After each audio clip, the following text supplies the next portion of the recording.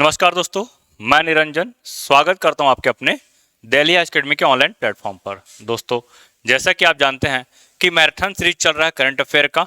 कुल 7 क्लास होना है इसका और आज अंतिम क्लास है। आज का जो हमारा टॉपिक रहेगा छत्तीसगढ़ राष्ट्रीय और अंतर्राष्ट्रीय से जितने भी टॉपिक बच गए हैं, ठीक, तो वो उन्हीं चीज़ों को यहाँ पे हम कवर करेंगे।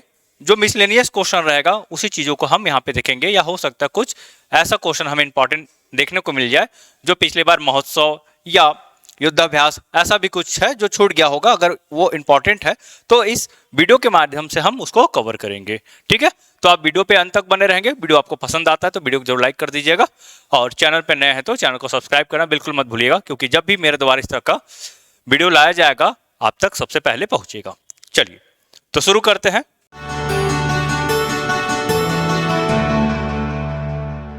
ठीक है, फिर से मैं बता दे रहा हूं 85 क्वेश्चन रहेगा इसमें, और आप कोशिश कीजिएगा ये 85 क्वेश्चन मेरे साथ साथ देने का। ठीक है, या आप वीडियो देख रहे हैं तो वीडियो के साथ साथ आप कमेंट में इसका उत्तर दीजिएगा। ठीक, क्वेश्चन नंबर और सामने में उसका क्या ऑप्शन है। यदि किसी क्वेश्चन में किसी भी प्रकार का डाउट्स होता है तो आप जरूर कमेंट के माध्यम से जरूर पूछिएगा। ठीक है, मैं कोशिश करूंगा कि उस डाउट्स को क्लियर कर सकूं। चलिए देखिए, पहला क्वेश्चन है छत्तीसगढ़ सरकार द्वारा छत्तीसगढ़ का रजत जयंती वर्ष किस रूप में मनाए जाने की घोषणा की गई है। तो अभी आपको पता होगा कि छत्तीसगढ़ का जो स्थापना दिवस ये सन 2000 में हुआ था और वर्तमान में 2025 में छत्तीसगढ़ के स्थापना दिवस के तौर पे जब मनाया गया, तो ये 2025 को छत्तीसगढ़ सरकार के द्वारा रजत जयंती वर्ष के रूप में मनाया जा रहा है। और इसी के संदर्भ में जो 2025 वर्ष है, इस 2025 वर्ष को छत्तीसगढ़ सरकार के द्वारा अटल निर्माण वर्ष घोषित किया गया है। ठीक, याद रखेंगे।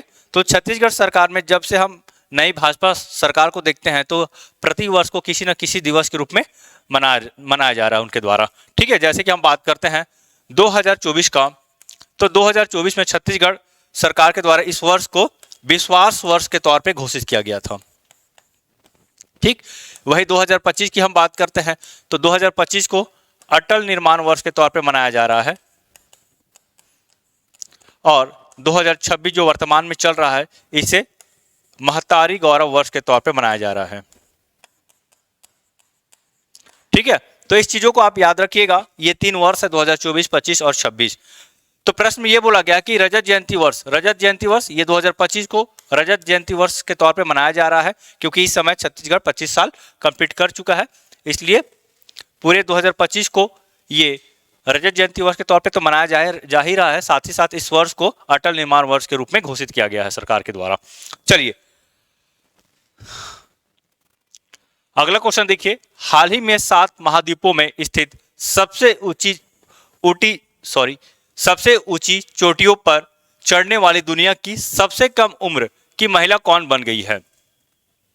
तो सबसे कम उम्र मात्र 17 वर्ष के आयु में 7 महाद्वीप है, 7 महाद्वीप की जो सबसे ऊंची चोटी है सभी पे फतह करने वाली भारत की एकमात्र ठीक कम उम्र की ये है पर्वतारोही काम्या कार्तिकेयन। ठीक है, मात्र 17 वर्ष की उम्र में ही इन्होंने 7 महाद्वीप के ऊंची चोटियों पर फतह हासिल की है।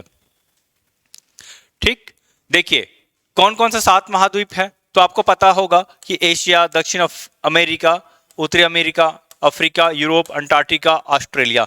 तो ये सभी 7 महाद्वीप हैं। इनके सबसे ऊंची चोटी, जैसे एशिया की बात करते हैं तो एशिया की सबसे ऊंची चोटी है माउंट एवरेस्ट, दक्षिण अमेरिका का माउंट एकाकनगुआ, उत्तरी अमेरिका का माउंट डेनाली, अफ्रीका का माउंट किलिमंजारो, यूरोप का माउंट एल्ब्रुस, अंटार्कटिका का विंसन मैसिफ और ऑस्ट्रेलिया का है माउंट, ठीक है, कोसियान्स्को। तो ये प्रमुख उसकी ऊंचाई है। कई बार एग्जाम में ऊंचाई भी पूछ दिया जाता है। एग्जाम में माउंट एवरेस्ट का कितना ऊंचाई ये पूछा गया है। तो ये 7 महाद्वीप है, किस ऊंची चोटी है, तो यहाँ पे काम्या कार्तिकेयन के द्वारा फतह हासिल की गई है। ठीक है, ध्यान रखेंगे। वही बछेंद्री पाल की हम बात करते हैं तो बछेंद्री पाल ये प्रथम महिला पर्वतारोही है जो माउंट एवरेस्ट पर चढ़ाई की है। निशा यादव ये बिलासपुर की रहने वाली है, छत्तीसगढ़ बिलासपुर की रहने वाली है, और इन्होंने अफ्रीका और यूरोप की ऊंची चोटी पे फतह हासिल की है। ठीक है, सत्यदीप गुप्ता की बात करते हैं तो ये माउंट एवरेस्ट और माउंट ल्हात्सो, इन दोनों पहाड़ियों पर चढ़ने वाली एक ही सीजन में, ध्यान रखेंगे, एक ही मौसम में दोनों पहाड़ियों पर चढ़ने वाली ये पहली महिला बनकर इतिहास रच दी है। तो ये चारों महिला अपने आप में प्रमुख है, आप इससे ध्यान रखेंगे। ठीक, निशा यादव की हम बात करते हैं तो छत्तीसगढ़ से संबंधित है, तो ये भी इंपॉर्टेंट है, छत्तीसगढ़ से यदि कोई प्रश्न पूछा जा रहा है उसके संदर्भ में। देखिए अगला क्वेश्चन, किस राज्य में समुद्र के ऊपर भारत के पहले ग्लास ब्रिज का निर्माण किया गया है? भारत के पहले ग्लास ब्रिज की बात करते हैं समुद्र के ऊपर, तो ये तमिलनाडु राज्य में इसका निर्माण किया गया है और दिसंबर 2024 में इसका उद्घाटन भी किया जा चुका है। अब आप समझेंगे कि ये तो दिसंबर 2024 का सवाल है, ठीक है। तो आपको पता होगा कि कई बार एग्जाम में 1 साल 2 साल पुराना क्वेश्चन भी पूछ दिया जाता है, ठीक। तो ऐसे में इस तरह का क्वेश्चन आप देखेंगे। इस वाले वीडियो में हम ऐसे कई क्वेश्चन को देखेंगे वो कि 2025 से संदर्भित ना होकर ये 2024 का भी प्रश्न हो सकता है, ठीक। चलिए देखिए, भारत ने तमिलनाडु के कन्याकुमारी में समुद्र के ऊपर भारत के पहले ग्लास ब्रिज यानी कांच के पुल का आधिकारिक रूप से उद्घाटन 30 दिसंबर 2024 को किया था, ठीक। भारत के उत्तराखंड राज्य के आध्यात्मिक और पर्यटन केंद्र ऋषिकेश में देश का पहला ग्लास फ्लोर सस्पेंशन ब्रिज, जिसे बजरंग सेतु के नाम से जाना जाता है, ये बनाया जा रहा है, ठीक है। इसका निर्माण अभी कंप्लीट नहीं हुआ है, चल ही रहा है, इसे बजरंग सेतु नाम दिया गया है। चलिए अगला क्वेश्चन देखिए, छत्तीसगढ़ के किस पूर्व मंत्री को प्रवर्तन निदेशालय द्वारा गिरफ्तार किया गया? ठीक है, तो प्रवर्तन निदेशालय यानी कि ईडी बोला जाता है इसे शॉर्ट में, ठीक। तो छत्तीसगढ़ के किस पूर्व मंत्री को गिरफ्तार किया गया इनके द्वारा? तो इसका देखिए सही उत्तर हो जाएगा option number C, Kawasi Lakhma, ठीक है। तो काफी ज्यादा चर्चित में रहे, हाल ही में इनको बेल मिल गया है, अंतरिम जमानत दे दिया गया सुप्रीम कोर्ट के द्वारा। कवासी लखमा के ऊपर शराब घोटाला का केस चल रहा है, ठीक है। तो इन शराब घोटाला मामले में ये जेल में बंद थे और हाल ही में इन्हें अंतरिम जमानत मिला भी है, ठीक है। तो ये छत्तीसगढ़ के पहले ऐसे मंत्री हैं जिन्हें ईडी के द्वारा गिरफ्तार किया गया है, ठीक। चलिए अगला क्वेश्चन देखिए, 30 जनवरी 2026 को राष्ट्रपिता महात्मा गांधी की कौन सी पुण्यतिथि मनाई गई है? 30 जनवरी 2026 को, ठीक है। तो इसका बात करते हैं तो ये 78वीं क्रम के हैं, ठीक।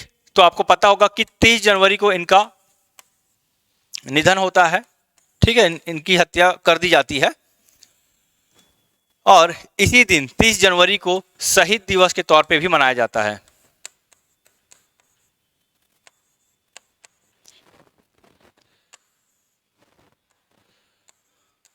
ठीक है। शहीद दिवस, सर्वोदय दिवस, तो इसे सर्वोदय दिवस के तौर पे भी माना जाता है, ये दोनों दिवस के तौर पे मनाया जा रहा है, ठीक। याद रखेंगे। इनकी जन्म की बात करते हैं तो इनका जन्म 2 अक्टूबर को होता है, कहां होता है? तो गुजरात में होता है और भारत को स्वतंत्रता प्रदान करने में इनका बहुत बड़ा योगदान है। सन 1919 से यदि हम बात करते हैं 1947 भारत की आजादी तक, तो इनका बहुत बड़ा योगदान रहा है। चलिए ठीक है, 77वीं नहीं है ये, 78वीं है, याद रखेंगे। बात हो रहा है 2026 का। चलिए अच्छा, इसमें एक चीज और आप देख सकते हैं कि इनका निधन कब हुआ था, ठीक है। तो 30 जनवरी 1948 को हुआ था, ये तिथि याद रखिएगा। अब यहीं से यदि आप काउंट करते हैं तो 78वीं पुण्यतिथि के तौर पे आप देखेंगे। अगला क्वेश्चन देखिए, भारत सरकार ने किस राज्य में देश का पहला जैविक मत्स्य पालन समूह का शुभारंभ किया है? तो देश का पहला जैविक मत्स्य पालन समूह का शुभारंभ भारत सरकार सिक्किम राज्य में किया है। क्यों किया है? तो यहाँ के जो मछुआरे हैं तो उनकी आय में वृद्धि करने के लिए ये जैविक मत्स्य पालन समूह का शुभारंभ किया गया है।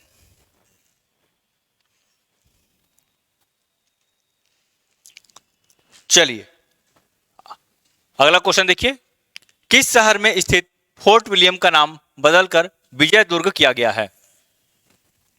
चलिए कई क्वेश्चन आपको बहुत इजी भी लगेगा, कई क्वेश्चन आपको टफ भी लगेगा, या हो सकता है कई क्वेश्चन ऐसे भी लगे कि क्या ये एग्जाम में आ सकता है क्या। ठीक है, तो आप ये सब बिल्कुल मत सोचिएगा, कोशिश कीजिए जितना आपसे बन पाता है, आप जितना ज़्यादा सही उत्तर दे पाएंगे उतना आपके लिए ही अच्छा है। ठीक है, इससे आपको समझ में आएगा कि हाँ मेरा करंट अफेयर का तैयारी ठीक ठाक तो है। ठीक है, अब एग्जाम में यदि कोई क्वेश्चन आता है तो आप एलिमिनेट करके भी बना सकते हैं। यदि डायरेक्ट आपको उसका आंसर भी नहीं पता तो आप कोशिश तो कर सकते हैं कि एलिमिनेट करके इसका उत्तर बना सकते हैं, या तो फिर गेस करके भी उत्तर कर सकते हैं। ठीक, इसे बहुत ही आसानी से आप सही उत्तर बना पाएंगे।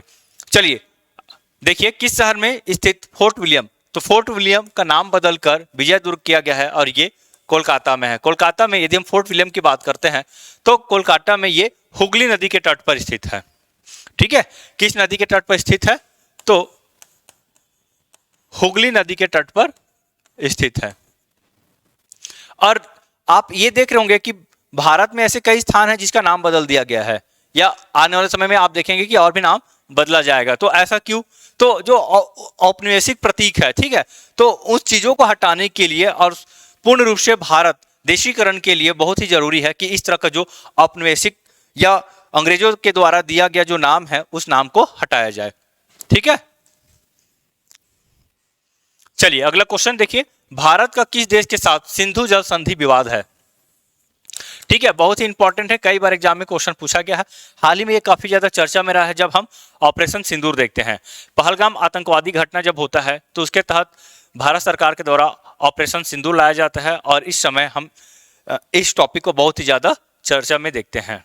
ठीक है, तो सिंधु जल संधि, इसके तहत हम ये देखते हैं कि भारत और पाकिस्तान के बीच क्या है, अभी भी मतलब तनातनी बना ही रहता है। ठीक, सिंधु और उसकी 5 सहायक नदी है, प्रमुख रूप से सिंधु और उसकी 5 सहायक नदियों के बंटवारा को लेकर सिंधु जल संधि लाया गया था, और ये विवाद जो है भारत और पाकिस्तान के मध्य है, और इन नदियों के पानी का जो उपयोग है उस उपयोग को लेकर बहुत ही ज्यादा दोनों देशों के बीच हम विवाद देखते हैं।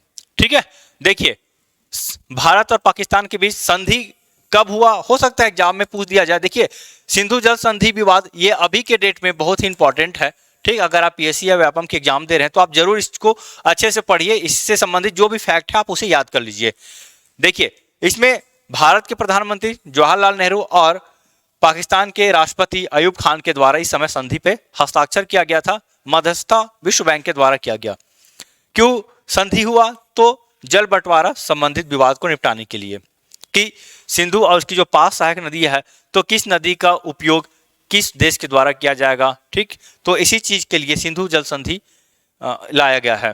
देखिए 1960 की सिंधु जल संधि के तहत सिंधु नदी और इसकी 5 सहायक नदियों जैसे कि व्यास, सतलुज, रावी, झेलम, चिनाब, तो इसका पानी को भारत और पाकिस्तान के मध्य किस तरह से बंटवारा किया जाएगा, इसके लिए संधि को लाया गया है। इसके तहत देखिए भारत को सतलुज, ब्यास और रावी नदी, ठीक है, तो इस नदी के पानी का उपयोग करने के लिए ज्यादा स्वतंत्रता दिया गया, वही पाकिस्तान को सिंधु, झेलम और चिनाब। तो इस तरह से 3-3 नदियों को बांट दिया गया है कि किस नदी पे सबसे ज्यादा किसका अधिकार रहेगा। ठीक है, तो अब भारत जो है इन नदियों पे कई हाइड्रो पावर प्रोजेक्ट भी ला सकता है। ठीक है, चलिए अगला क्वेश्चन देखिए, किस राज्य सरकार ने समान नागरिक संहिता की आवश्यकता का आकलन करने के लिए पूर्व न्यायाधीश रंजना देसाई की अध्यक्षता में एक समिति गठित करने की घोषणा की है। ठीक है, तो कौन सी समिति है, समान नागरिक संहिता। समान नागरिक संहिता की यदि हम बात करते हैं तो अनुच्छेद 44, ठीक है, अनुच्छेद 44 में हम इसको देखते हैं समान नागरिक संहिता को, और इसके लिए जो न्यायाधीश रंजना देसाई की अध्यक्षता में हाल ही में गुजरात राज्य के द्वारा समिति का गठन किया गया है। समिति का गठन इसलिए किया गया है कि उस राज्य में समान नागरिक संहिता को लागू किया जा सके।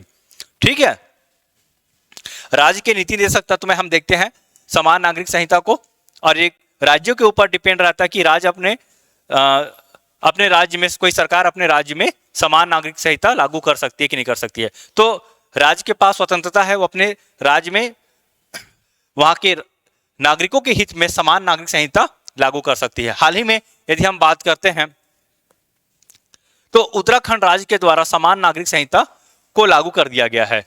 उत्तराखंड पहला राज्य है देश का, स्वतंत्रता की बात की हम बात करते हैं तो उत्तराखंड पहला राज्य है जो अपने राज्य में समान नागरिक संहिता लागू किया है। इससे पहले गोवा में देखते हैं, ठीक, तो गोवा में औपनिवेशिक शासन काल के दौरान ही हम समान नागरिक संहिता को देखते हैं, लेकिन स्वतंत्रता की बात करते हैं, उसके बाद की बात करते हैं तो उत्तराखंड में हम देखते हैं, और ये गुजरात दूसरा राज्य है जो इस तरह का पहल कर रहा है। न्यायाधीश रंजना देसाई की यदि हम बात करते हैं तो हाल ही में आठवां वेतन आयोग, ठीक है, आठवां वेतन आयोग, तो इसकी अध्यक्षता भी इन्हीं के द्वारा किया जा रहा है। इससे पहले उत्तराखंड में जो समान नागरिक संहिता के लिए समिति गठित किया गया था, उसमें भी इनका बहुत बड़ा योगदान रहा है। ठीक है, चलिए अगला क्वेश्चन। हाल ही में कॉमन क्रेन पक्षी, ये प्रवासी पक्षी है, का किस जिले में उपस्थिति पाई गई है? ठीक है, इस तरह का क्वेश्चन व्यापम के एग्जाम में खासतौर पे पूछा जाता है कि कोई यदि प्रवासी पक्षी है तो उसे किस स्थान पर देखा गया है, एग्जाम में पूछा भी गया है। तो ये कॉमन क्रेन पक्षी ये खैरागढ़ छुई खदान गंडई जिले में देखा गया है, और ये प्रवासी पक्षी है, ये ठंडी प्रदेश में पाया जाता है, मुख्य रूप से साइबेरिया क्षेत्र में इन्हें पाया जाता है। ठीक है, देखिए कॉमन क्रेन प्रजाति के 17 पक्षी देखे गए हैं। अगला क्वेश्चन, आईसीसी चैंपियंस ट्रॉफी 2025 का विजेता टीम है। तो आईसीसी चैंपियंस ट्रॉफी की हम बात करते हैं तो भारत विजेता है, और उप विजेता की बात करते हैं तो ये न्यूजीलैंड है। ठीक, न्यूजीलैंड को हराकर तीसरी बार ये खिताब अपने नाम किया है, आईसीसी चैंपियंस ट्रॉफी 2025। अगला क्वेश्चन, चलिए कोशिश कीजिए आप उत्तर देने का, ठीक है, और मेरे साथ साथ उत्तर देने की कोशिश कीजिए। कई बार मैं उत्तर को बहुत जल्दी बोल देता हूं, लेकिन आप उस पर मत जाइएगा कि मैं उत्तर बता दिया हूं, आप अपनी तरफ से उत्तर दीजिए। ठीक है, देखिए विश्व जूनियर शतरंज चैंपियनशिप 2025 के विजेता हैं, तो इसका सही उत्तर हो जाएगा प्रणव वेंकटेश। ठीक, चलिए, और हाँ आप ध्यान रखिएगा कि ये हमारा आखिरी वीडियो है, और आप कोशिश कीजिएगा कि इससे पहले जो 6 वीडियो है उसे आप एक बार और जरूर देखिए। यदि आप एक भी वीडियो नहीं देख पाए हैं या कोई वीडियो आपसे मिस हो गया है तो आप पूरा वीडियो को जरूर देखिए, क्योंकि ये 7 वीडियो की यदि आप देखते हैं ना तो 7 वीडियो आपको नेक्स्ट लेवल पर लेकर जाएगा। ठीक है, इससे आपको करंट अफेयर का क्वेश्चन आप आसानी से सॉल्व कर पाएंगे, क्योंकि आप देखते हैं कि सिर्फ क्वेश्चन को ही मैं यहाँ पे डील नहीं करता, उससे संबंधित और भी जो फैक्ट रहता है मैं वहां पे उस फैक्ट को भी देने की कोशिश करता हूं। एशियाई महिला कबड्डी चैंपियनशिप 2025 का खिताब किस देश ने जीती है? तो एशियाई कबड्डी चैंपियनशिप का खिताब भारत ने अपने नाम किया है, और उप विजेता की यदि हम बात करते हैं तो ईरान उप विजेता है। ठीक है, ईरान को हराकर 5वां एशियाई महिला कबड्डी चैंपियनशिप का खिताब अपने नाम किया है। अगला क्वेश्चन, खेलो इंडिया विंटर गेम्स 2025 के पदक तालिका में किस टीम ने शीर्ष स्थान प्राप्त किया है? तो देखिए अभी वर्तमान में जो खेलो इंडिया कार्यक्रम के तहत जितने भी खेल का आयोजन किया गया है वो सारा का सारा अपने आप में बहुत इंपॉर्टेंट है। अभी हाल ही में 14 फरवरी से खेलो इंडिया ट्राइबल गेम्स का आयोजन किया जाना है छत्तीसगढ़ में। ठीक है, और खेलो इंडिया के द्वारा बहुत सारा खेल का आयोजन किया जा चुका है। 2025 की जब हम बात करते हैं तो इसमें देखिए खेलो इंडिया विंटर गेम, खेलो इंडिया पैरा गेम, खेलो इंडिया यूथ गेम, खेलो इंडिया बीच गेम, खेलो इंडिया वाटर गेम। ठीक है, अब खेलो इंडिया ट्राइबल गेम, तो इस तरह के बहुत सारे हम खेलो इंडिया से संबंधित खेल को देख रहे हैं। खेलो इंडिया यूनिवर्सिटी गेम, ठीक है, तो इस तरह का बहुत सारा खेल है, हो सकता है यहाँ से आपको क्वेश्चन जरूर देखने को मिलेगा। और सबसे ज्यादा इंपॉर्टेंट यहाँ पे खेलो इंडिया ट्राइबल गेम हो जाता है, जो पहली बार छत्तीसगढ़ में इसका आयोजन किया जा रहा है। इसका पहला संस्करण छत्तीसगढ़ में होगा। तो खेलो इंडिया विंटर गेम 2025 के पदक तालिका में भारतीय सेना ने प्रथम स्थान हासिल किया है। यदि हम राज्यों की बात करते हैं तो राज्य में हिमाचल प्रदेश है। ठीक है, कहां हुआ? तो ये 2 चरणों में होता है, पिछले बार भी 2 चरणों में हुआ था, और अभी वर्तमान में 2026 में भी इसका आयोजन कंप्लीट हो चुका है, तो ये भी 2 चरणों में ही हुआ है। तो लद्दाख और जम्मू कश्मीर, तो इन दोनों स्थानों पे, क्योंकि विंटर गेम खेल का नाम है, विंटर गेम शीतकालीन खेल है, तो देखिए इसके लिए बहुत ही जरूरी है कि बर्फ वाला एरिया हो। तो बर्फ वाला एरिया की हम बात करते हैं तो पूरे भारत में लद्दाख जम्मू कश्मीर ही ऐसा क्षेत्र है जहाँ पे हम काफी ज्यादा मात्रा में बर्फ देखते हैं, और ऐसा अनुकूल स्थान देखते हैं जहाँ पे खेलों का आयोजन आसानी से किया जा सकता है। ठीक, चलिए अगला क्वेश्चन, चर्चा में रहे घाघरा मंदिर छत्तीसगढ़ के किस जिले में स्थित है? तो छत्तीसगढ़ के किस जिले में स्थित है घाघरा मंदिर की हम बात करते हैं तो ये मनेन्द्रगढ़ चिरमिरी भरतपुर में है। अब देखिए घाघरा मंदिर क्यों इंपॉर्टेंट है? तो घाघरा मंदिर इसलिए इंपॉर्टेंट हो जाता है क्योंकि इसमें जो पत्थरों का उपयोग किया जाता है मंदिर निर्माण में, उसको इस प्रकार से बैलेंस किया गया है कि दो पत्थर को किसी भी पदार्थ से जोड़ा नहीं गया है। मतलब जैसे हम बात करते हैं ईंटा या पत्थर की, तो आप देखते होंगे सीमेंट से, मिट्टी से उसका जोड़ाई होता है। तो इसमें किसी भी प्रकार के गारा का उपयोग नहीं किया गया, ना सीमेंट का उपयोग किया गया या मिट्टी का उपयोग किया गया है।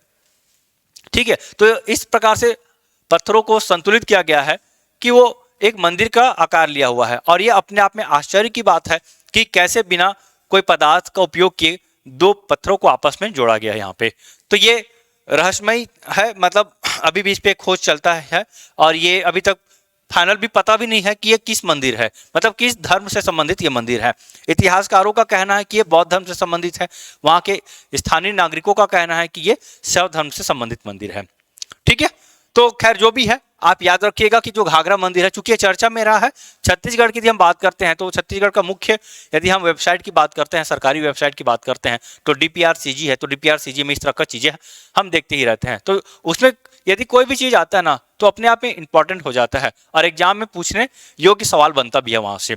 ठीक है, आप छत्तीसगढ़ की करंट अफेयर की बात करते हैं तो मुख्य रूप से DPRCG है।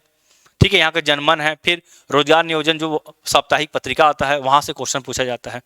और हमारे द्वारा यही कोशिश रहता है कि आप उतना ना पढ़ के आप यदि हम दिल्ली एकेडमी की बात करते हैं तो दिल्ली एकेडमी के द्वारा प्रति माह एक मैगजीन प्रकाशित की जाती है, आप उस मैगजीन को जरूर पढ़िए, वहां से आपका नॉलेज और भी ज्यादा बढ़ जाएगा। फिर इसके अलावा छमाही और वार्षिक मैगजीन भी आप देखते हैं। ठीक, तो इस तरह का आप मैगजीन पढ़ते हैं तो आपका करंट अफेयर बहुत ही अच्छे तरीके से क्लियर हो जाएगा। अब जरूरी नहीं कि आप दिल्ली एकेडमी के मैगजीन पढ़ें, आप जिस भी मैगजीन को जितना ज्यादा महत्व देते हैं, जो भी महत्व देते होंगे जिस भी मैगजीन को, आप उस मैगजीन को भी आप पढ़ सकते हैं। ठीक है, लेकिन प्रॉपर यदि आप मासिक पत्रिका की आप बात करते हैं तो दिल्ली एकेडमी का पत्रिका आपके लिए बहुत ही ज्यादा अच्छा रहेगा। चलिए अगला क्वेश्चन देखिए, हाल ही में चर्चा में रहा मिचनार हिल का संबंध छत्तीसगढ़ के किस जिले में, मतलब ये मिचनार हिल छत्तीसगढ़ के किस जिले से संबंधित है? ठीक है, चलिए जल्दी से इसका उत्तर दीजिए। ठीक है, तो छत्तीसगढ़ से संबंधित देखिएगा आप, पहाड़ कहाँ है, कोई घाटी कहाँ है, इस तरह का क्वेश्चन पूछा जाता है, या झरना कहाँ है। कई बार हम देखते हैं करंट में आया हुआ था, पेपर में हम पढ़े और उस क्वेश्चन को पूछ दिया गया। तो ऐसे ही ये क्वेश्चन है, मिचनार हिल, हम इसे बस्तर जिला में देखते हैं। ठीक है, बस्तर जिले में स्थित है। ओडिशा के देवमाली की तर्ज पर बस्तर जिले के लोहांडी गोड़ा ब्लॉक स्थित मिचनार हिल को पर्यटन स्थल के रूप में विकसित किए जाने की कार्ययोजना बनाई जा रही है। यहाँ से सूर्योदय का मनोरम दृश्य नजर आता है। ठीक है, सूर्योदय का मनोरम दृश्य मतलब जो सूरज उगता है, आप उसे बेहतरीन नजारा के साथ आप इस स्थान से देख सकते हैं। चलिए, इसलिए भी ये इंपॉर्टेंट है। पूरे छत्तीसगढ़ की बात करते हैं तो ये स्थान प्रमुख है। किस राज्य को इंडिया जस्टिस रिपोर्ट 2025 के अनुसार न्याय प्रदान करने के मामले में पहला स्थान दिया गया है? ठीक है, तो देखिए इंडिया जस्टिस रिपोर्ट ये 4 भागों में विभाजित होती है। ठीक, और ओवरऑल रैंकिंग की बात करते हैं या किसी न्याय के क्षेत्र में हम बात करते हैं, जस्टिस के क्षेत्र में यदि हम बात करते हैं तो जस्टिस के क्षेत्र में कर्नाटक राज्य प्रथम स्थान पर है। वही छत्तीसगढ़ की हम बात करते हैं, ठीक है, न्याय के क्षेत्र में छत्तीसगढ़ को 8वां स्थान प्राप्त हुआ है। और ओवरऑल रैंक की बात करते हैं, ठीक है, ओवरऑल रैंक की बात करते हैं तो छत्तीसगढ़ को इसमें 6वां स्थान दिया गया है। ठीक, तो इंडिया जस्टिस रिपोर्ट 2025 किसके द्वारा जारी किया गया? टाटा ट्रस्ट के द्वारा, 4था संस्करण था। कुल 4 श्रेणी में, पुलिस, न्यायपालिका, जेल और विधिक सहायता। तो ये 4 श्रेणी में रिपोर्ट को प्रकाशित किया जाता है और चारों श्रेणी में अलग अलग राज्यों का रैंकिंग होता है। तो इसी से न्याय के क्षेत्र में पूछा गया था, न्यायपालिका के क्षेत्र में पूछा गया था। ठीक है, तो याद रखेंगे कर्नाटक राज्य न्याय प्रदान करने के मामले में पहला स्थान है। ठीक, चलिए अगला क्वेश्चन, दुनिया का सबसे ऊंचा चिनाब रेल ब्रिज किस राज्य में निर्मित किया गया है? तो चिनाब रेल ब्रिज किस राज्य में स्थित है? ये सबसे ऊंचा रेल ब्रिज है और ये जम्मू कश्मीर में है। किस नदी पे? तो चिनाब नदी में है। ठीक है, इसका उद्घाटन 6 जून 2025 को हो चुका है प्रधानमंत्री नरेंद्र मोदी के द्वारा। ठीक, नदी के तल से 359 मीटर की ऊंचाई पर स्थित चिनाब रेल पुल दुनिया का सबसे ऊंचा रेलवे आर्च ब्रिज बन गया है। हाल ही में किस देश द्वारा राष्ट्रपति द्रौपदी मुर्मू सिटी की ऑफ ऑनर प्रदान किया गया है? ठीक है, तो राष्ट्रपति द्रौपदी मुर्मू को सिटी की ऑफ ऑनर प्रदान किया गया है, किसके द्वारा प्रदान किया गया है?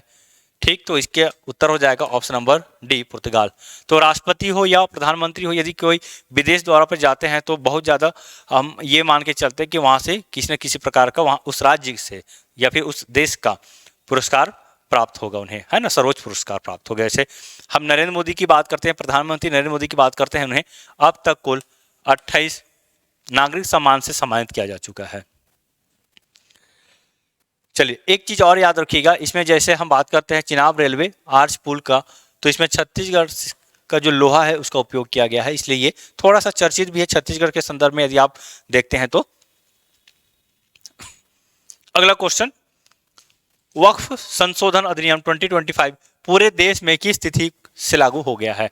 ठीक है, तो इसका 8 अप्रैल से ये पूरे देश में लागू हो गया है। ठीक है, इसका पूरा नाम की हम बात करते हैं तो वक्फ संशोधन विधेयक 2025, इसके साथ साथ एक और विधेयक लाया गया था, तो मुसलमान वक्फ निरसन विधेयक 2024, तो इसे निरसन किया गया, हटाया गया है और इस विधेयक को लाया गया है। लोकसभा द्वारा 3 अप्रैल को, राज्यसभा द्वारा 4 अप्रैल को, राष्ट्रपति द्वारा 6 अप्रैल को और 8 अप्रैल को पूर्णतः पूरे देश में लागू होता है ये। तो इसमें कई महत्वपूर्ण बदलाव किए गए हैं।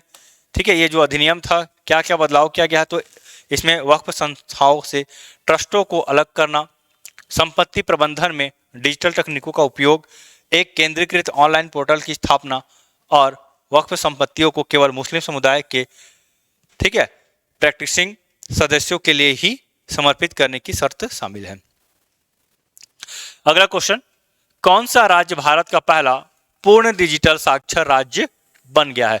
तो पूर्ण डिजिटल साक्षर राज्य की यदि हम बात करते हैं तो ये केरल राज्य है जो डिजिटली पूरी तरह से साक्षर राज्य बन गया है। यदि हम बात करते हैं साक्षर राज्य की, ये राज्य है डिजिटल साक्षर है, मतलब डिजिटली ये पूरी तरह से साक्षर हो चुके हैं। यदि हम साक्षरता की बात करते हैं तो साक्षरता में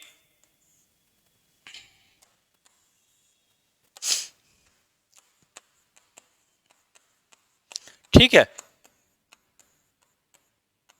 मिजोरम राज्य पहला राज्य है जो पूर्ण रूप से साक्षर राज्य घोषित हो चुका है। ठीक, हाल ही में यूनेस्को के memory of the world register में किसे शामिल किया गया है? तो memory of the world register में किसे शामिल किया गया है? तो श्रीमद् भगवद गीता और नाट्यशास्त्र, इन दोनों को किया गया है। तो उपरोक्त दोनों आंसर इसका सही हो जाएगा। ठीक है, याद रखेंगे। तो ये यूनेस्को के द्वारा ये जो memory of the world register है, तो इस रजिस्टर में वो सारे के सारे ग्रंथ शामिल होते हैं, उनका उल्लेख यहाँ पे हम देखते हैं, जिसे विश्व स्तर पे सम्मानित किया जाता है। ठीक है, वो अपने आप में एक अलग पहचान बनाकर रखते हैं। जैसे कि हम बात करते हैं भगवद गीता का और नाट्यशास्त्र का, तो ये अपने आप में ये पौराणिक ग्रंथ भी है और इम्पॉर्टेंट भी हो जाता है। ठीक है, तो इन्हें इस रजिस्टर में नाम दिया गया है। जैसे हम गिनीज वर्ल्ड रिकॉर्ड की बात करते हैं तो वहाँ भी ऐसा कुछ रिकॉर्ड बनता है, तो उसमें हम देखते हैं। तो इसी प्रकार का ये बुक को या उपन्यास हो, साहित्य हो, उसे संरक्षित करने के लिए, उसे वैश्विक स्तर पर महत्व पहचान दिलाने के लिए इस तरह का यूनेस्को के द्वारा पहल किया जा रहा है। ठीक है, चलिए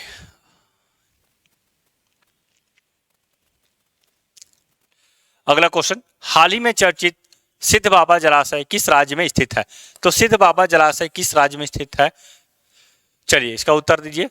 छत्तीसगढ़ का है। आप लोग में से अधिकांश लोग ऐसे होंगे कि छत्तीसगढ़ का क्वेश्चन आप बहुत ही आसानी से दे सकते हैं। बताइए सिद्ध बाबा जलाशय कहाँ पे स्थित है?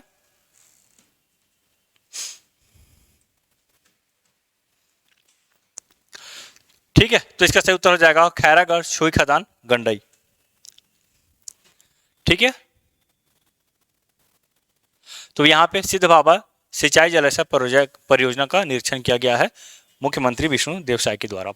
अगला क्वेश्चन, छत्तीसगढ़ से कौन कांस फिल्म फेस्टिवल 2025 में भाग लिया है। तो इंपॉर्टेंट होता है किसके द्वारा भाग लिया गया है, तो ये जूही व्यास के द्वारा लिया गया है। ये फिल्म फेस्टिवल का आयोजन कहाँ हुआ था, तो ये ठीक पेरिस में हुआ था, सॉरी ये फ्रांस में हुआ था। ठीक है, चलिए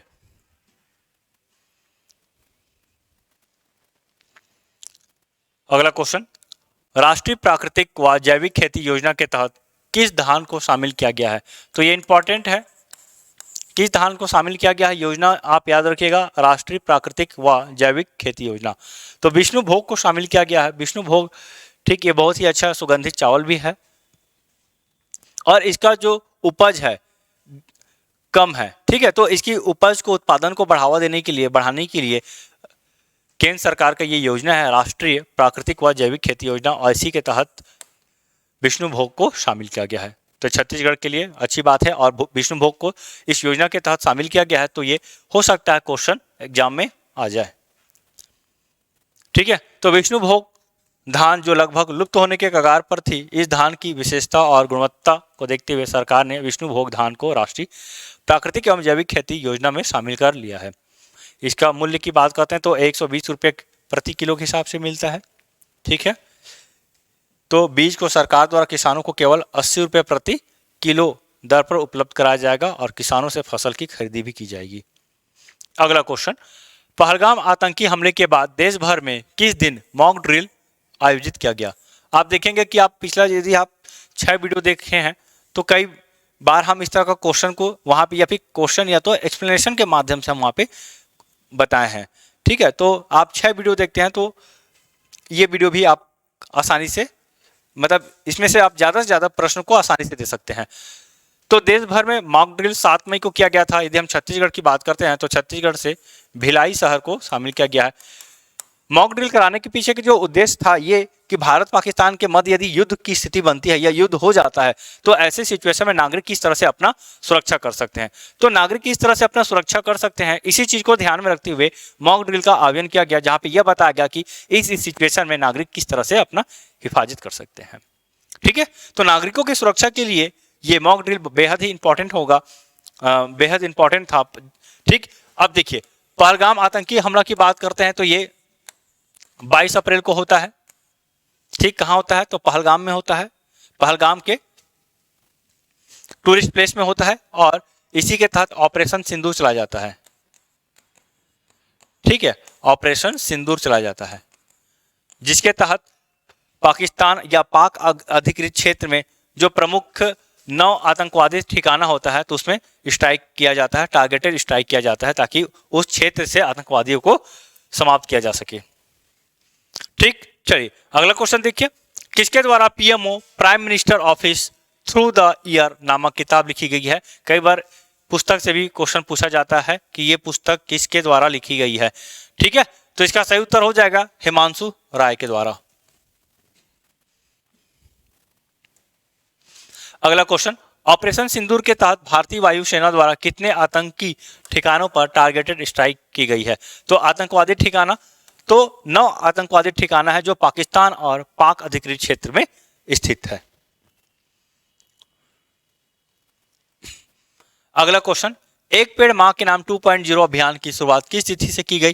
तो एक पेड़ मां के नाम, ये जो अभियान पूरे देश भर में चला है। ठीक है, पर्यावरण में वृक्ष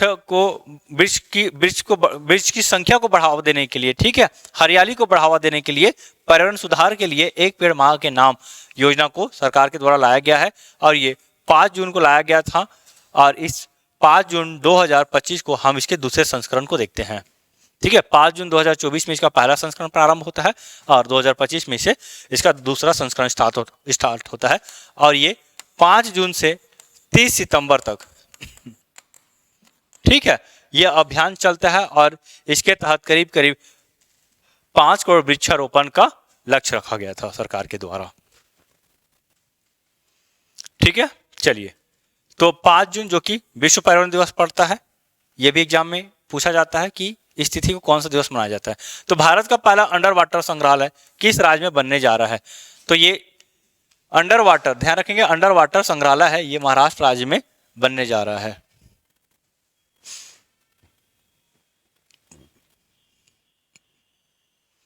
ठीक है, चलिए अगला क्वेश्चन देखिए। एयर इंडिया किस विमान का अहमदाबाद गुजरात से उड़ान भरने के कुछ ही समय बाद दुर्घटनाग्रस्त हो गई? तो ये भी अपने आप में इंपॉर्टेंट हो सकता है क्योंकि ये सदी का बहुत ही बड़ा दुर्घटना है, विमान दुर्घटना है, और इसमें ड्रीम लाइनर AI-171 विमान शामिल था। ठीक है, इन्हीं का दुर्घटना हुआ है। ठीक है, कहाँ हुआ है, स्थान की बात करते हैं तो अहमदाबाद गुजरात में। ठीक है, विमान का प्रकार तो बोइंग 7878 ड्रीम लाइनर है, ये भी याद रखेंगे। ठीक, ऑपरेटर एयर इंडिया किस कंपनी का है? तो एयर इंडिया। जैसा बात करते हैं इंडिगो है, ठीक है, किंगफिशर है, एयर इंडिया है, तो ये एयर इंडिया कंपनी का है। एयर इंडिया के CEO कैंपबेल विल्सन है। कुल मृतकों की संख्या 265 से अधिक है। ठीक है, यदि हम विमान की बात करते हैं तो इस विमान में 230 यात्री सवार थे और 12 क्रू मेंबर सवार थे। केवल एक ही व्यक्ति इसमें जिंदा बच पाए हैं। ठीक है, तो यह इतिहास की सबसे घातक विमानन आपदाओं में से एक बन गई है। अगला क्वेश्चन, गूगल के पहले एशिया प्रशांत सुरक्षा केंद्र का उद्घाटन भारत के किस राज्य में किया गया? ठीक है, तो भारत के किस राज्य में किया गया? एशिया प्रशांत सुरक्षा केंद्र की स्थापना यह भारत के तेलंगाना राज्य में किया गया है। ठीक, चलिए अगला क्वेश्चन, वनोपज उत्पादों से निर्मित ब्रांड जस्ट प्योर छत्तीसगढ़ के किस जिले से संबंधित है? चलिए इसका भी उत्तर दीजिए आप। यदि आप देखते हैं प्रश्न को तो प्रश्न से ही आपको उत्तर मिलता हुआ दिखाई देगा। ठीक,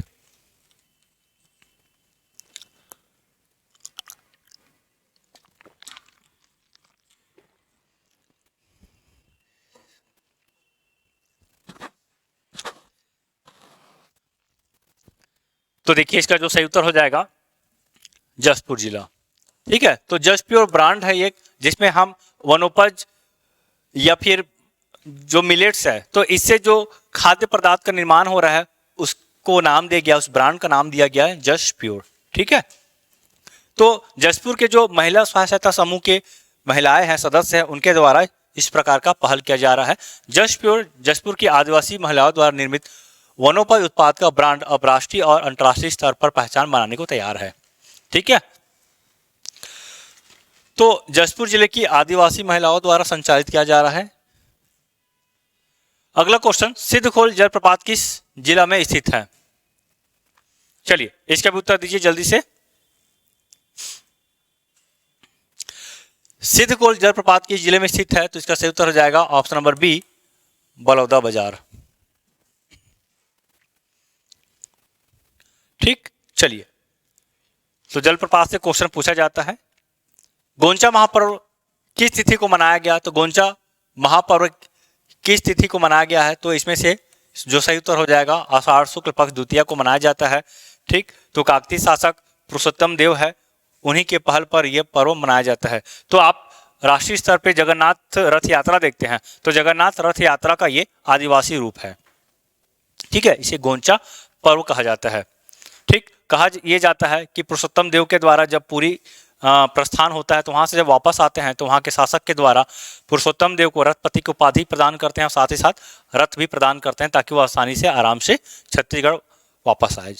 ठीक है, तो उन्हीं के आने के उपलक्ष्य में छत्तीसगढ़ के बस्तर क्षेत्र में गोंचा महापर्व मनाया जाता है। ठीक है, तो जो जगन्नाथ रथ यात्रा है उन्हीं के तर्ज पे गोंचा पर्व भी मनाया जा रहा है।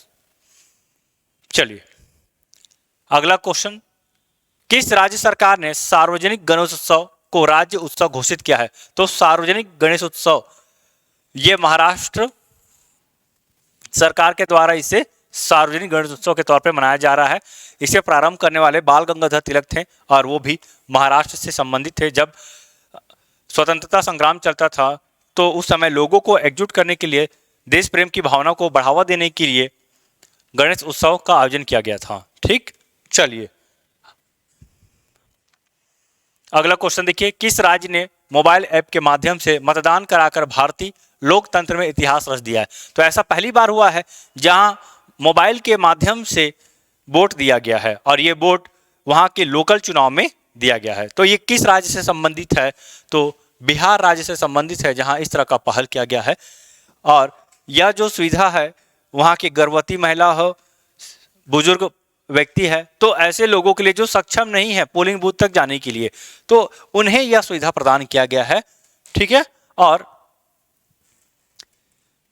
ये देखिए बिहार ने 28 जून 2025 को मोबाइल ऐप के माध्यम से मतदान कराकर भारतीय लोकतंत्र के इतिहास लोकतंत्र में इतिहास रच दिया है। ठीक है, महिला की बात करते हैं तो विभा देवी का नाम बिल्कुल मत भूलिएगा। ये मोतिहारी स्थान की रहने वाली है विभा देवी। ये पहली वोटर है जिन्होंने वोट दिया है। ठीक है, वरिष्ठ नागरिकों, गर्भवती महिलाओं और विकलांग व्यक्तियों के लिए मतदान की पहुंच में सुधार करना है। अगला क्वेश्चन, हाल ही में किस जिले में निकेल, क्रोमियम, प्लेटिनम खनिज की खोज की गई है? ठीक है, तो निकेल, क्रोमियम, प्लेटिनम खनिज की खोज की गई है तो ये Deccan gold mine private limited के द्वारा किया गया है। कहाँ किया गया है? तो ये महासमुंद जिले में किया गया है। ठीक है, तो ये अपने आप में इलेक्ट्रॉनिक के क्षेत्र में क्रांतिकारी पहल साबित होगी। ठीक है, यदि हम छत्तीसगढ़ की बात करते हैं तो छत्तीसगढ़ में निकल, कॉपर, प्लेटिनम समूह का प्राप्त होना अपने आप में महत्वपूर्ण उपलब्धि भी है। ठीक है, तो महासमुंद जिले के भालूकोना जमनीडी ब्लॉक में पाया गया है। अगला क्वेश्चन देखिए, महानदी जल बंटवारा विवाद किन दो राज्यों के मध्य है? अभी हाल ही में न्यूज में काफी ज्यादा ये चर्चा में रहा है।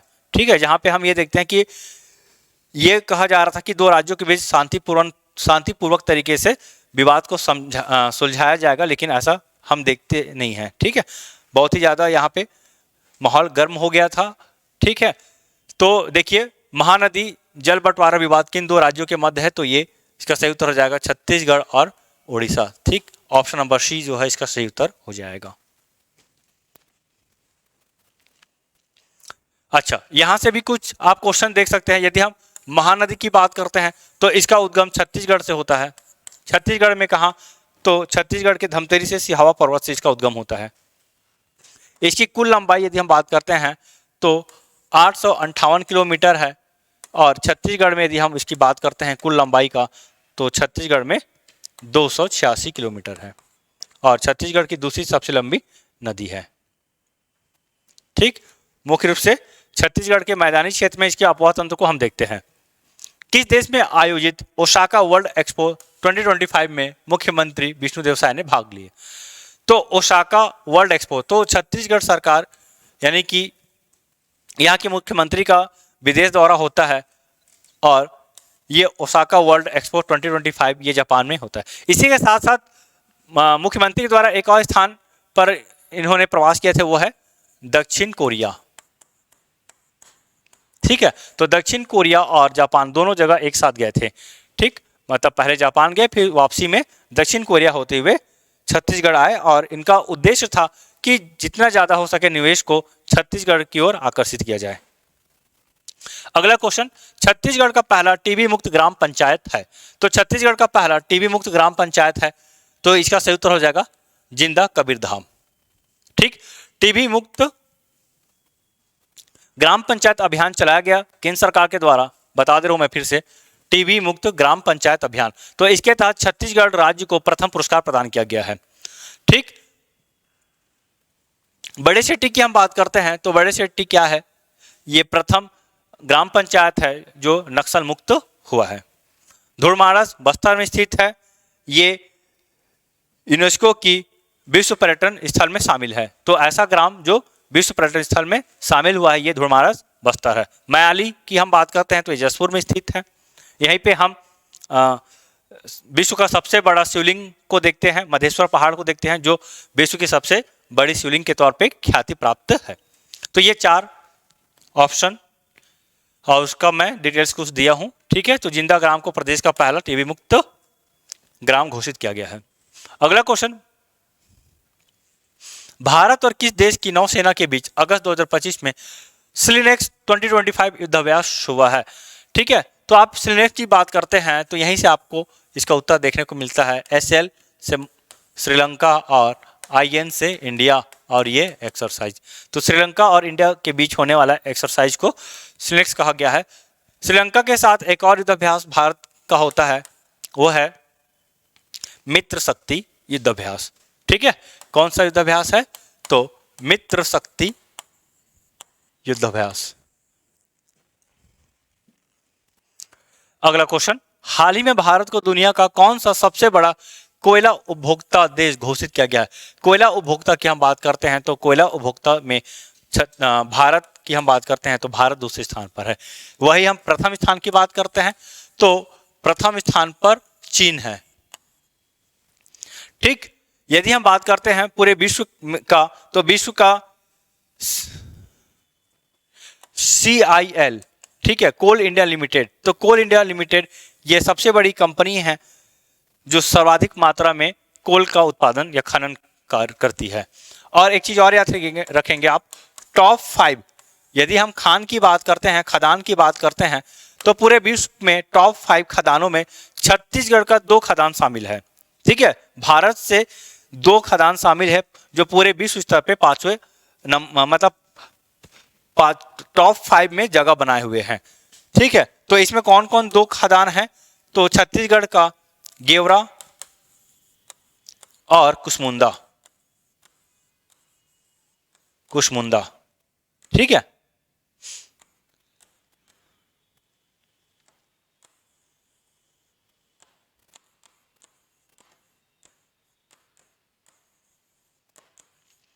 ठीक, तो इसका रैंक दूसरे नंबर पे है और ये चौथे नंबर पे है।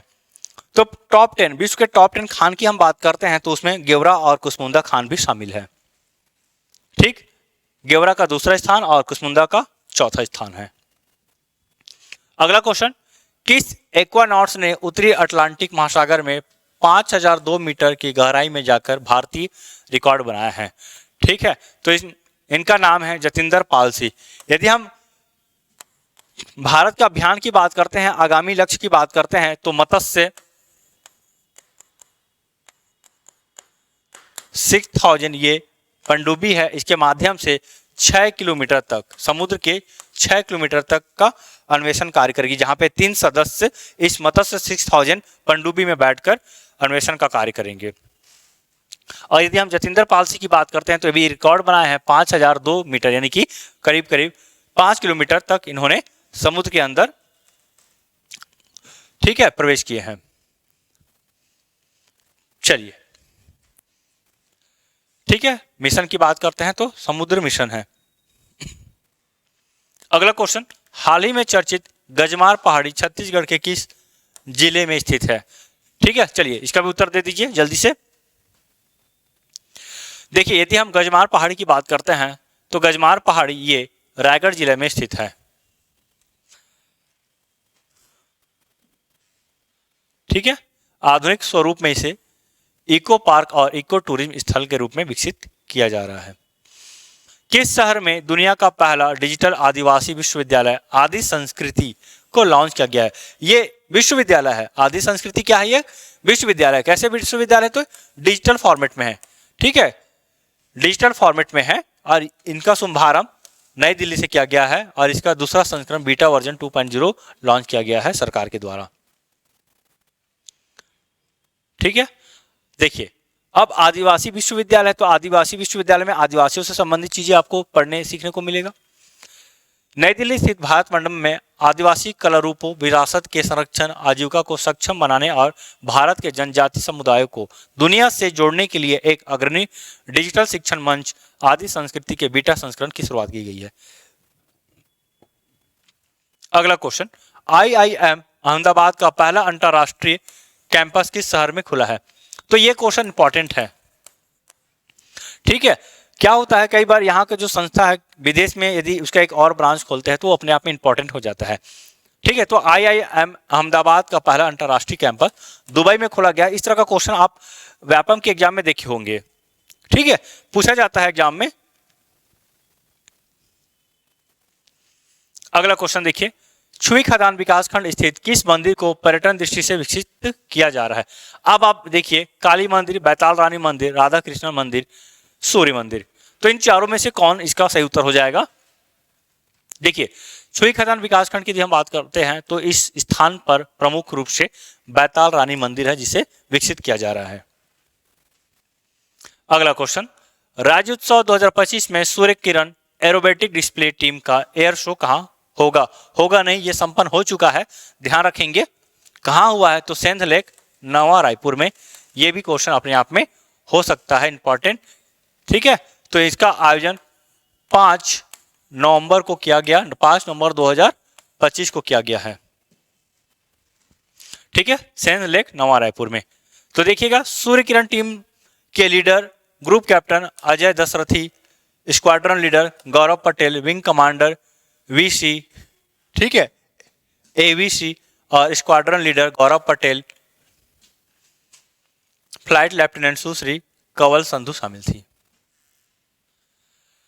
चलिए, अच्छा, गौरव पटेल का नाम रिपीट हो गया।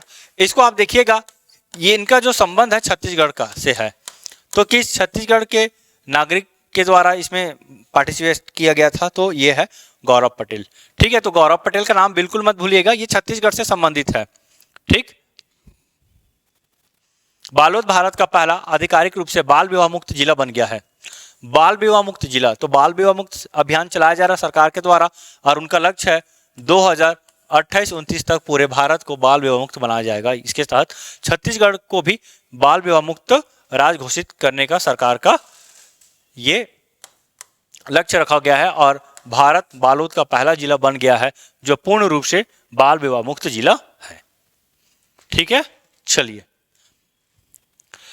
अगला क्वेश्चन, राष्ट्रीय अपराध रिकॉर्ड ब्यूरो के अनुसार कौन सा शहर लगातार चौथे वर्ष भारत का सबसे सुरक्षित शहर बन गया है? तो भारत का सबसे सुरक्षित शहर की हम बात करते हैं तो लगातार कोलकाता शहर है, ये सबसे सुरक्षित शहर है। वही हम बात करते हैं कोच्चि का, तो ये असुरक्षित शहर में शामिल है, सबसे असुरक्षित शहर कोच्चि है। अगला क्वेश्चन, महाकाल कॉरिडोर की तर्ज पर विकसित किया जा रहा ऐतिहासिक स्थल भोरमदेव मंदिर छत्तीसगढ़ के किस जिले में स्थित है? महाकाल कॉरिडोर के तर्ज पर निर्माण किया जा रहा है, ठीक है। यदि बात होता है भोरमदेव का, तो आसानी से इसका उत्तर हम दे सकते हैं कबीरधाम, ठीक है। कबीरधाम की यदि हम बात करते हैं भोरमदेव मंदिर का, तो इसे स्वदेश दर्शन 2.0 योजना में शामिल किया गया है। चलिए, अगला क्वेश्चन, पापुआ न्यू गिनी को छत्तीसगढ़ से किस उत्पाद का निर्यात किया गया है? बहुत ही इंपॉर्टेंट है ये क्वेश्चन। पापुआ न्यू गिनी को छत्तीसगढ़ से किस उत्पाद का निर्यात किया जा रहा है, ठीक है। तो पापुआ न्यू गिनी की यदि हम बात करते हैं तो फोर्टिफाइड चावल कर्नेल, इसका उत्पाद किया गया है अपीडा के माध्यम से, ठीक है। अपीडा के माध्यम से फोर्टिफाइड चावल कर्नेल का, ठीक है, निर्यात किया गया है, और इसमें छत्तीसगढ़ का प्रथम महत्वपूर्ण भूमिका रहा है, ठीक। किसका निर्यात किया गया? तो फोर्टिफाइड चावल कर्नेल का। पापुआ न्यू गिनी, और इसके साथ ही साथ एक और है कोस्टा रिका, ठीक है, कोस्टा रिका। तो ये दो जगहों पर चावल का निर्यात किया गया है। कैसा चावल? तो ये आप याद रखिएगा, फोर्टिफाइड चावल कर्नेल, ठीक है। तो यहां करीब करीब 12, इसको रहने दीजिए,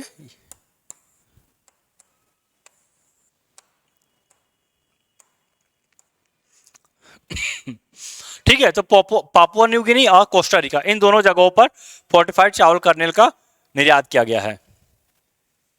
अगला क्वेश्चन, अच्छा, एक चीज और ध्यान रखिएगा कम से कम, कि फोर्टिफाइड चावल कर्नेल में ऐसा क्या खास बात है, ठीक है। तो इसमें विटामिन B12, आयरन, इन सब चीजों का प्रचुर मात्रा में इसमें पोषक तत्वों का भंडार रहता है, ठीक है। तो इसलिए इंपॉर्टेंट भी है। अगला क्वेश्चन, उत्तर प्रदेश के किस शहर को यूनेस्को मौलिक पाक कला शहर का दर्जा दिया गया है? तो यूनेस्को के द्वारा दिया गया है, और उत्तर प्रदेश के लखनऊ शहर है। तो लखनऊ शहर का जो पाक कला है, तो इस पाक कला को अंतर्राष्ट्रीय स्तर पे पहचान दिलाने के लिए यूनेस्को मौलिक पाक कला शहर का दर्जा दिया गया है, ठीक है। पाक कला फूड से संबंधित है। चलिए, अगला क्वेश्चन, किसकी 150वीं जयंती के उपलक्ष्य में भारत सरकार द्वारा 1 से 15 नवंबर तक जनसंख्या गौरव वर्ष पखवाड़ा मनाया जा रहा है? तो जनसंख्या गौरव वर्ष पखवाड़ा, ठीक है।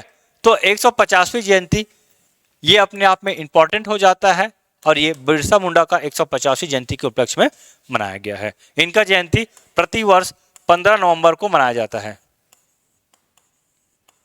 ठीक है, ठीक।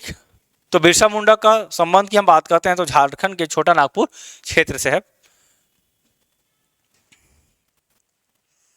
अगला क्वेश्चन, भारत का राष्ट्रीय गीत वंदे मातरम की रचना किसके द्वारा की गई थी, जिसकी 150वीं वर्षगांठ 7 नवंबर 2025 को मनाएगी। ठीक है, 7 नवंबर 2025 इस डेट को याद रखिएगा। 150वीं वर्षगांठ है, ये भी याद रखिएगा किसका, राष्ट्रीय गीत का। ठीक है, तो बंकिम चंद्र चट्टोपाध्याय इसका सही उत्तर हो जाएगा, इसके द्वारा इस गीत का रचना किया गया है। अगला क्वेश्चन, किस राज्य सरकार ने हॉर्नबिल महोत्सव के लिए ब्रिटेन को साझेदार देश के रूप में नामित किया है। ठीक है, तो कई बार किसी राज्य में महत्वपूर्ण राष्ट्रीय स्तर का जो महोत्सव होता है तो उसमें किसी देश को साझेदार देश के तौर पे भी शामिल करते हैं वो लोग, तो इसी के तहत ब्रिटेन को शामिल किया गया है। हॉर्नबिल महोत्सव ये नागालैंड राज्य का प्रमुख महोत्सव में से एक है। अगला क्वेश्चन, प्रथम राष्ट्रीय रोवर रेंजर जम्बूरी 2026 का आयोजन कहाँ किया गया, तो हाल ही में इसका आयोजन किया गया है, छत्तीसगढ़ में किया गया है और छत्तीसगढ़ के बालोद जिला में किया गया है।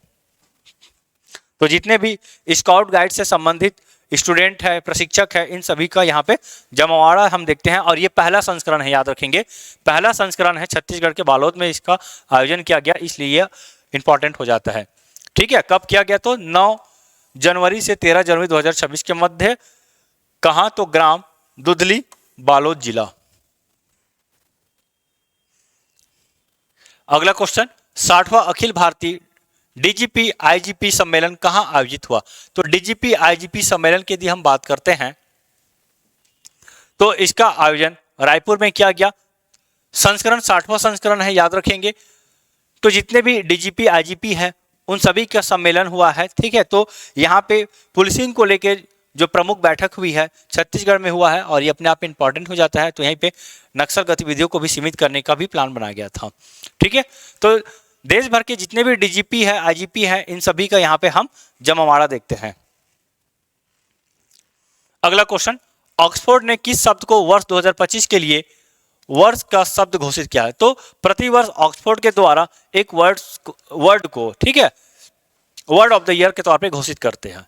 तो इस बार 2025 में वर्ड ऑफ द ईयर रेजबैट है। ठीक है, रेजबैट। रेजबैट यदि हम इसका अर्थ की बात करते हैं तो चुना है, जो जानबूझकर चुना है। ठीक है, चुना है, इसका अर्थ की हम बात करते हैं जानबूझकर गुस्सा या आक्रोश भड़काने वाली ऑनलाइन सामग्री। ठीक है, आजकल आप देखते होंगे सोशल मीडिया में काफी ज्यादा पोस्ट होता है और वो लोगों को काफी ज्यादा आक्रोशित करते हैं, भड़काते हैं, तो ऐसे पोस्ट को रेजबैट नाम दिया गया है। ठीक है, याद रखेंगे, इंपॉर्टेंट है। चलिए अगला क्वेश्चन, यूनेस्को ने वर्ष 2025 में किस भारतीय पर्व को अमूर्त सांस्कृतिक विरासत सूची में शामिल किया है, तो किस पर्व को शामिल किया है, हाल ही में किया गया है, और इसका सही उत्तर हो जाएगा दीपावली को। ठीक है, यूनेस्को जो कि संयुक्त राष्ट्र का एक प्रमुख अंग है, मैंने पिछला क्लास में बताया था कि कुल 6 अंग है, उस 6 अंग में एक प्रमुख अंग है यूनेस्को। थोड़ा सुधार लीजिएगा, वो प्रमुख 6 अंगों में ये शामिल नहीं है, वो अलग था। ठीक है, संयुक्त राष्ट्र आर्थिक और सामाजिक परिषद है, ये अलग है। ये संयुक्त राष्ट्र शैक्षिक, वैज्ञानिक और सांस्कृतिक संगठन है। शामिल धरोहर दीपावली को शामिल किया गया है। अमूर्त सांस्कृतिक विरासत तत्व, कुल अमूर्त सांस्कृतिक विरासत तत्व भारत में वर्तमान में 16 है। इसकी औपचारिक घोषणा 8 से 13 दिसंबर 2025 को नई दिल्ली स्थित लाल किले में आयोजित 20वें यूनेस्को अंतर सरकारी समिति सत्र में की गई है। तो ये उतना इंपॉर्टेंट नहीं है, आप याद रखेंगे भारत में अब तक कुल कितने अमूर्त सांस्कृतिक विरासत तत्व स्थित है, तो 16 है। अभी हाल ही में दीपावली को शामिल किया गया है। अगला क्वेश्चन, किस देश के राष्ट्रीय व्यंजन को यूनेस्को की अमूर्त सांस्कृतिक विरासत सूची में शामिल किया गया है। ठीक है, तो किस देश के राष्ट्रीय व्यंजन को, तो ये इटली है। तो जिस तरह से हम देखते हैं उत्तर प्रदेश के लखनऊ को पाक कला में शामिल किया गया है, इसी प्रकार यदि हम देश की बात करते हैं तो देश में इटली है, इसके राष्ट्रीय व्यंजन को यूनेस्को की अमूर्त सांस्कृतिक विरासत सूची में शामिल किया गया है। ठीक, अगला क्वेश्चन, वर्ष 2026 को छत्तीसगढ़ सरकार किस रूप में मना रही है? तो इसका उत्तर मैं पहले ही दे चुका हूं, पहला ही क्वेश्चन में इसका उत्तर आपको मिल गया होगा। तो 2026 को छत्तीसगढ़ सरकार के द्वारा किस रूप में मनाई जा रही है? तो इसका सही उत्तर हो जाएगा महतारी गौरव वर्ष। तो 2024 को विश्वास वर्ष के तौर पे मनाया गया, 2025 को अटल निर्माण वर्ष के रूप में मनाया गया और अब 2026 को महतारी गौरव वर्ष के रूप में मनाया जा रहा है। ठीक, चलिए अगला क्वेश्चन, भारत और किस देश के बीच 23 जनवरी 2026 को रायपुर के शहीद वीर नारायण स्टेडियम में अंतर्राष्ट्रीय T20 मैच हुआ है? तो भारत और किस देश के मध्य हुआ है T20 मैच? तो ये भारत और न्यूजीलैंड के मध्य हुआ है, जहां भारत विजेता होते हैं, मतलब इस मैच को अपने नाम करते हैं। ठीक है, अब देखेंगे आने वाले समय में IPL होने वाला है, तो IPL का भी मैच छत्तीसगढ़ में आयोजित होना है। कम से कम 2 मैच यहां प्रस्तावित है और दिसंबर में भारत और दक्षिण अफ्रीका के मध्य मैच हुआ था। ठीक है, तो किस राज्य केंद्र शासित प्रदेश में खुदाई से 2000 वर्ष पुराना बौद्ध स्थल मिला है? तो 2000 वर्ष पुराना बौद्ध स्थल कहां से प्राप्त हुआ है? तो ये जम्मू कश्मीर हो जाएगा। ठीक, चलिए इसका उत्तर दीजिए। भारत किस देश को पीछा छोड़ते हुए दुनिया का सबसे बड़ा चावल उत्पादक देश बन गया है? ठीक है, चावल उत्पादक देश की हम बात करते हैं तो पूरे विश्व में भारत के स्थान पहला है और वही दूसरे स्थान की हम बात करते हैं तो दूसरे स्थान में चीन है। भारत की यदि हम कुल उत्पादन क्षमता की बात करते हैं तो भारत में 150 मिलियन टन का उत्पादन है, वही चीन के पास 145 मिलियन टन का उत्पादन है। तो ये आंकड़ा है, इस आंकड़ा को भी आप याद रखेंगे। ठीक है, एग्जाम में पूछा जा सकता है कि चावल उत्पादन में किस देश का स्थान प्रथम है। राज्य की हम बात करते हैं, यदि हम राज्य की बात करते हैं तो राज्य में तेलंगाना राज्य है। इकोनॉमिक सर्वे 2024-25 के अनुसार तेलंगाना राज्य में सर्वाधिक चावल का उत्पादन हुआ है। चलिए अगला क्वेश्चन, पाकिस्तान में हाल ही में खोजे गए कुषाण कालीन सिक्के किस शासक के हैं? तो कुषाण कालीन सिक्के ये वासुदेव राजा के हैं। ठीक, तो यहां से भी ऐतिहासिक घटनाओं से संबंधित भी क्वेश्चन एग्जाम में हम देखते हैं।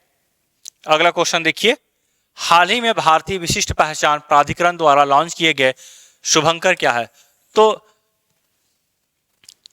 ठीक, यदि हम आधार की बात करते हैं तो अभी हाल ही में इसका एक शुभंकर लॉन्च किया गया है और शुभंकर का नाम है उदय।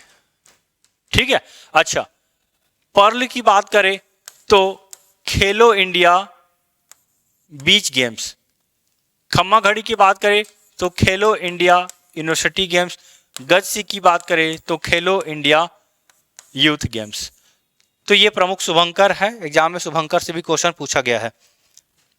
ठीक है, चलिए अगला क्वेश्चन देखिए, अमेरिकी राष्ट्रपति डोनाल्ड ट्रंप ने खुद को किस देश का एक्टिंग प्रेसिडेंट घोषित किया है? एक्टिंग प्रेसिडेंट मतलब खुद को अपने आप को वहां का राष्ट्रपति घोषित कर दिया है और ये है वेनेजुएला का।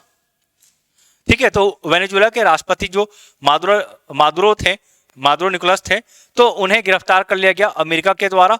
क्यों किया गया? तो उन पर आरोप लगाया गया अवैध हथियार और ड्रग्स के मामले में। तो इस मामले में उन्हें गिरफ्तार किया गया है और वहां पे अपने आप को खुद को एक्टिंग प्रेसिडेंट घोषित किया है।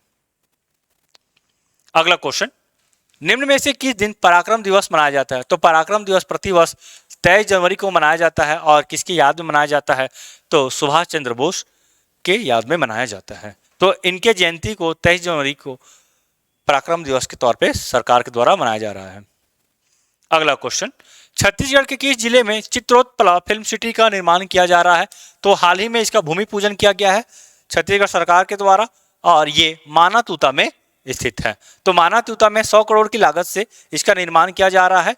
ठीक, तो इसका सही उत्तर हो जाएगा रायपुर। ठीक है, अच्छा, 100 एकड़ क्षेत्र में ये फैला हुआ है। परियोजना लागत 150 करोड़ रुपए है। भूमि पूजन जो हुआ है ये 24 जनवरी 2026 को हुआ है। ठीक है, ठीक है, सही है। चित्रोत्पला फिल्म सिटी के लिए 100 करोड़, लगभग 100 करोड़, जो मैंने आपको पहले बताया 100 करोड़ रुपए इसके तहत केंद्र सरकार के द्वारा स्वीकृत किया गया है। वही tribal and cultural convention centre के निर्माण के लिए 52 करोड़ रुपए स्वीकृत हुआ है। क्षेत्रफल 100 एकड़ है और लगभग मोटा मोटी यदि हम उस पर परियोजना लागत की हम बात करते हैं तो ये भी 100 करोड़ के आसपास ही है ना, 95 करोड़ रुपए। चलिए अगला क्वेश्चन देखिए। छत्तीसगढ़ सरकार ने आत्मसमर्पित नक्सलियों और नक्सल पीड़ित परिवारों के पुनर्वास के लिए प्रधानमंत्री ग्रामीण आवास योजना के अंतर्गत कितने आवासों की स्वीकृति प्रदान की है।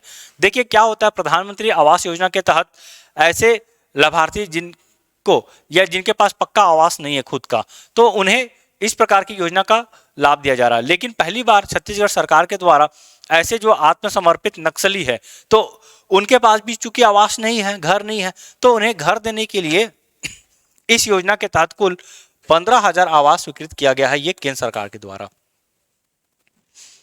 ठीक है, चलिए अगला क्वेश्चन देखिए। प्रतिवर्ष सोना खान आंदोलन के महानायक शहीद वीर नारायण सिंह के बलिदान दिवस कब मनाया जाता है। चलिए इसका भी उत्तर दीजिए।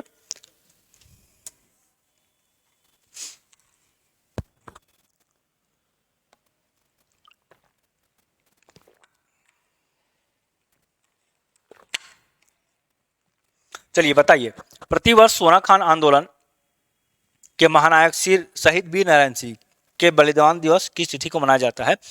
तो देखिए सोना खान विद्रोह हुआ था जो बलौदाबाजार क्षेत्र में स्थित है। 10 दिसंबर को बलिदान दिवस, मतलब इनका इस दिन अंग्रेजों के द्वारा मौत के घाट उतार दिया गया था। कहाँ, तो रायपुर के जय स्तंभ चौक में। क्यों, तो इसके पीछे कारण है, जब वहाँ पे उस क्षेत्र में सोना खान क्षेत्र में जब अकाल पड़ता है तो जो वहाँ के व्यापारी होते हैं माखन लाल, तो उसके गोदाम को लूट कर वहाँ से जो भी अनाज होते हैं उस अनाज को वहाँ के गरीब जनता में बांट दिया जाता है।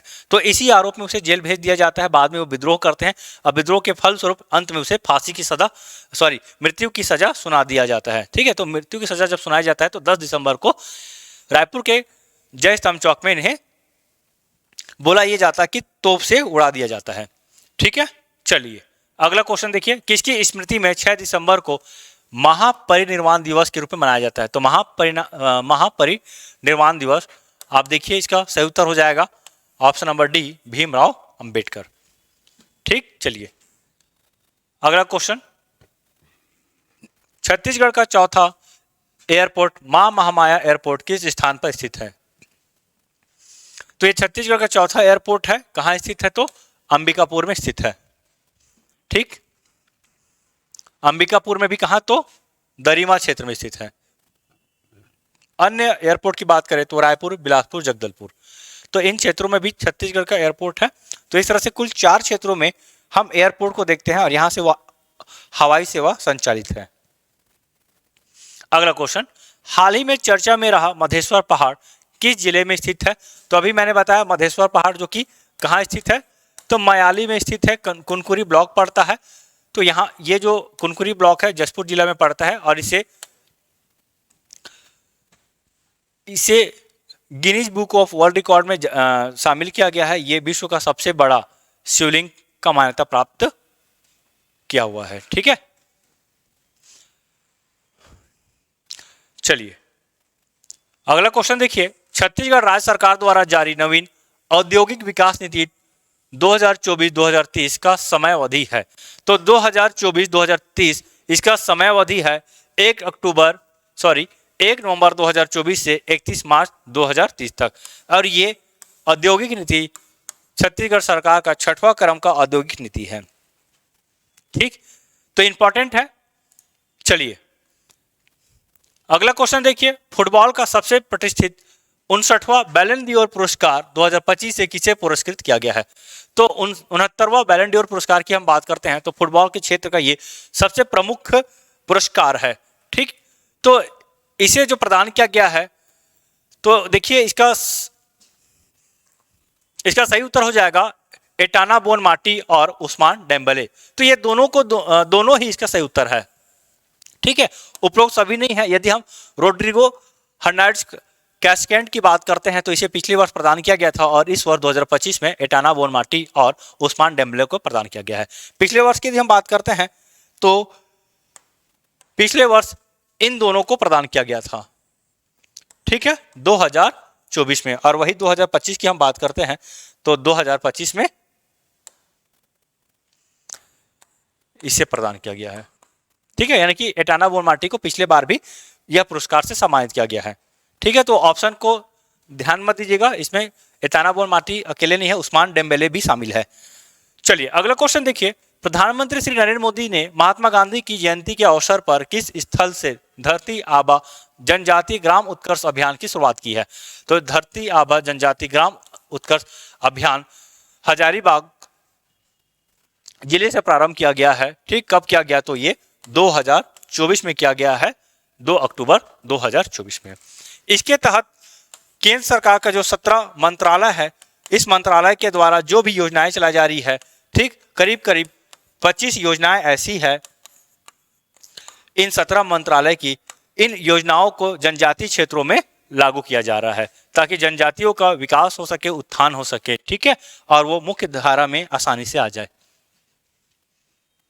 चलिए अगला क्वेश्चन देखते हैं। पेरिस ओलंपिक 2024 में 10 मीटर एयर पिस्टल मिश्रित टीम में मनु भाकर एवं सर्वजित सिंह ने पदक प्राप्त किया। कौन सा पदक प्राप्त किया है? तो देखिए पेरिस ओलंपिक 2024 का प्रश्न है। 2024 में इस ओलंपिक का आयोजन किया गया था, तो इसमें कांस्य पदक प्राप्त किया गया है। इसी ओलंपिक की हम बात करते हैं तो मनु भाकर को कुल 2 कांस्य पदक प्राप्त हुआ था। एक व्यक्तिगत पदक प्राप्त किया गया इनके द्वारा और ये ग्रुप में पदक प्राप्त किया गया है। ठीक है, तो शूटिंग के क्षेत्र में इन्हें यह पदक दिया गया है।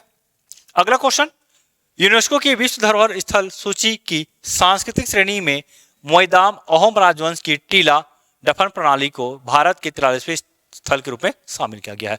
तो मोइदाम याद रखेंगे, ये मोइदाम भारत का 43वां क्रम का विश्व विरासत स्थल की सूची में शामिल है। कहाँ स्थित है? तो असम में स्थित है।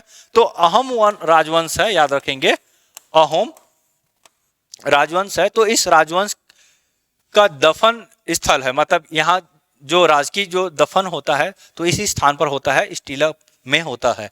ठीक है, अभी हम बात करते हैं 44वें क्रम का यूनेस्को की विश्व विरासत स्थल का।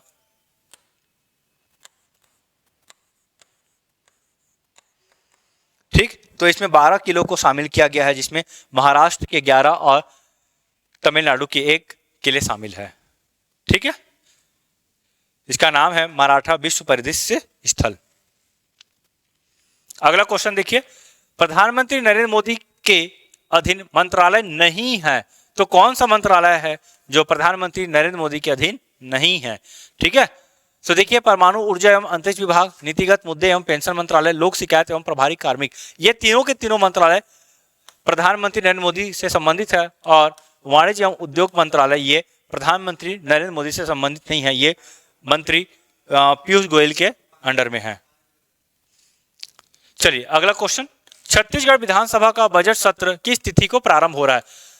चलिए ये भी एक इंपॉर्टेंट क्वेश्चन है। बजट सत्र हम देखेंगे छत्तीसगढ़ का। हाल ही में हम केंद्र का बजट देखें, ठीक, बजट सत्र वर्तमान में भी चल रहा है केंद्र का। ठीक है, यह बजट सत्र में हम भारत का बजट और इकोनॉमिक सर्वे देखें। इसी प्रकार छत्तीसगढ़ विधानसभा का जो बजट सत्र होगा, ठीक, तो इस बजट सत्र में हम इकोनॉमिक सर्वे और बजट को देखेंगे। कब से प्रारंभ हो रहा है ये सत्र? तो 23 फरवरी 2026 से प्रारंभ हो रहा है और ये समाप्त हो जाएगा 20 मार्च को।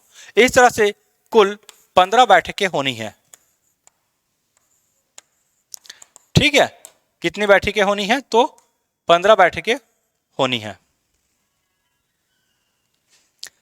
चलिए अगला क्वेश्चन देखिए, निम्नलिखित कथनों पर विचार कीजिए। ये क्वेश्चन कूट में दिया गया है। कई बार आप देखते होंगे कि कूट से भी एग्जाम, मतलब इस फॉर्मेट में एग्जाम में क्वेश्चन पूछा जाता है। ठीक है, व्यापम का एग्जाम की यदि हम बात करते हैं तो व्यापम का एग्जाम का जो पैटर्न है, पिछले 2-4 एग्जाम हम देख रहे हैं, उसका पैटर्न काफी ज्यादा टफ है। मतलब पीएससी के पैटर्न से भी ज्यादा टफ हम देखते हैं व्यापम के एग्जाम के पैटर्न को। चलिए इसका उत्तर दीजिए, भारत के 56वें टाइगर रिजर्व के रूप में गुरु घासीदास तमोर पिंगला टाइगर रिजर्व को अधिसूचित किया गया है। यह भारत का चौथा सबसे बड़ा टाइगर रिजर्व है। इस टाइगर रिजर्व का कुल क्षेत्रफल 2829 वर्ग किलोमीटर है। ऑप्शन केवल एक, ऑप्शन बी 1 और 2 दोनों, ऑप्शन सी 1 और 3 दोनों, आंसर डी उपरोक्त सभी। देखिए, यदि हम छत्तीसगढ़ के गुरु घासीदास तमोर पिंगला टाइगर रिजर्व की बात करते हैं तो ये 56वें क्रम का है, ठीक है। और वर्तमान में भारत में कुल 58 टाइगर रिजर्व है। तो ये वाला स्टेटमेंट तो सही है। यह भारत का चौथा सबसे बड़ा रिजर्व है तो गलत है, ये तीसरे क्रम का है। पहले क्रम की यदि हम बात करते हैं तो पहला में श्रीशैलम है, ठीक है, दूसरे में मानस है और तीसरे में गुरु घासीदास तमोर पिंगला है। तो इस तरह से दूसरा स्टेटमेंट गलत हो जाता है और इसका कुल क्षेत्रफल 2829 वर्ग किलोमीटर है। तो हाँ, ये स्टेटमेंट सही है, ठीक है। तो इसका सही उत्तर हो जाएगा ऑप्शन नंबर सी 1 और 2 दोनों। यदि हम गुरु घासीदास टाइगर रिजर्व की बात करते हैं तो ये छत्तीसगढ़ के किन किन जिलों में शामिल है, तो देखिएगा आप कोरिया, एमसीबी, मनेन्द्रगढ़, चिमरी, भरतपुर, सूरजपुर, बलरामपुर, तो ये 4 जिलों में प्रमुख रूप से हम इसके विस्तार को देखते हैं। चलिए अगला क्वेश्चन, राजकीय पुरस्कार और प्राप्तकर्ता। तो ये प्रश्न है 2025 में जो राज्य अलंकरण प्रदान किया गया था, इसी के संदर्भ में है। बताइए इसका उत्तर क्या हो जाएगा। हबीब तनवीर पहली बार इस पुरस्कार से सम्मानित किया गया है। पहली बार मतलब राज्य अलंकरण में पहली बार इस पुरस्कार को शामिल किया गया है। तो इस पुरस्कार को आप याद कर लीजिएगा, हबीब तनवीर ये कुंज बिहारी शर्मा है। कुंज बिहारी शर्मा को हबीब तनवीर पुरस्कार से सम्मानित किया गया है। वही गुंडाधुर की हम बात करते हैं तो ज्ञानेश्वरी यादव को खेल के क्षेत्र में दिया गया है। पंडित सुंदरलाल शर्मा ये चित्रंजन कर है और किशोर साहू सम्मान सुनील सोनी को प्रदान किया गया है। तो इस तरह से ये इसका सही उत्तर हो जाएगा 3 4 2 1, 3 4 2 1। ऑप्शन नंबर ए जो है इसका सही उत्तर हो जाएगा। ठीक है दोस्तों, तो यहीं तक जो हमारा आखिरी सवाल था, कुल 85 क्वेश्चन का सीरीज हमारा सफलतापूर्वक मैराथन सीरीज कंप्लीट होता है। कुल 7 क्लास हमने लिया और सातों के सातों क्लास कम से कम 1.5 घंटा से 2 घंटे तक का था। आशा करता हूं मेरे द्वारा जो ये वीडियो प्रदान किया गया, ये जो पहल किया गया है, आपको अच्छा लगा होगा। अच्छा लगता है तो आप जरूर कमेंट में जरूर बताइएगा कि सर ये क्लास हमारे लिए बहुत ही फायदेमंद रहा है।